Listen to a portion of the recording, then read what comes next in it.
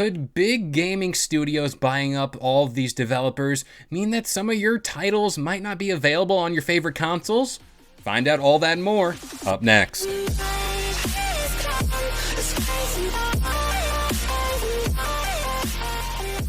What up guys, this is Kalo. I'm here to give you the lowdown on all things gaming, and recently there has been a huge shift in the gaming world when it comes to big studios like Xbox and Sony continuing to buy up all the big name developers out there, ranging from Activision Blizzard, Mojang, Bethesda, and even Bungie. But what does that mean for you, the gamer? Will you have to sacrifice not playing some of your favorite gaming titles because they're only available on select consoles and or platforms? Well, the answer to that is no.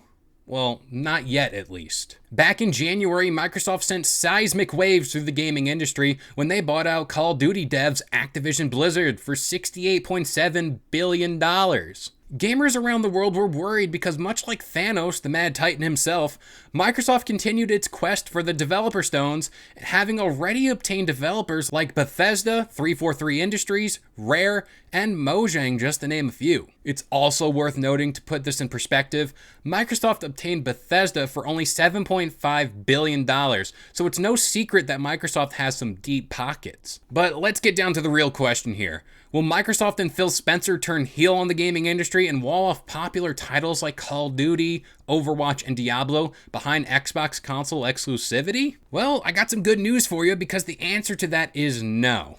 In a quote from a blog post made on the day of the acquisition, Phil Spencer stated, "Activision Blizzard games are enjoyed by a variety of platforms, and we plan to continue to support those communities moving forward." He also tweeted that he, quote, "had good calls this week with the leaders of Sony. I confirmed our intent to honor all existing agreements upon acquisition of Activision Blizzard and our desire to keep Call of Duty on PlayStation. Sony is an important part of our industry and we value our relationship." Further evidence of his goodwill can be provided by the fact that we still see titles like Minecraft, Fallout, and Elder Scrolls are all still available on Sony platforms. But I want to stress the point that he also stated that the choices for exclusivity can be made on a case-by-case basis. But yet another example is to be made when Obsidian has already signed agreements with other platforms to release their title, The Outer World, as a multi-platform game.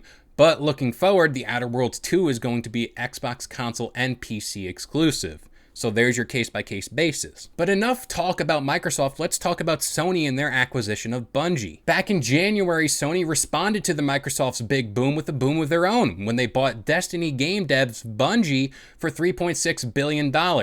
This acquisition was a little out there because if you remember correctly, Bungie are the minds behind Xbox's flagship franchise, Halo. When news of the deal broke, Sony and Bungie were explicit when they stated Bungie will operate independently and its games will all be multi-platform. So the question here is, how do all these huge developer acquisitions impact you, the consumer? Right now, it seems as if every currently planned title, whether that be from Sony or Xbox, will proceed to come out as is. By that, I mean any mid-production games will abide by their prior agreed terms, whether that be multi-platform or console exclusive. But what is more interesting is what lies ahead, that being the next few Call of Duties, Fallouts, and Destinies of the world, because as of right now, we have no information on these titles, which means their development and their exclusivity is all up in the air. Personally, I believe certain titles like Call of Duty will still be available as a multi-platform game for the foreseeable future, but all those games could be timed exclusives, where you get the next Fallout, Elder Scrolls, and Call of Duty day and date on Game Pass.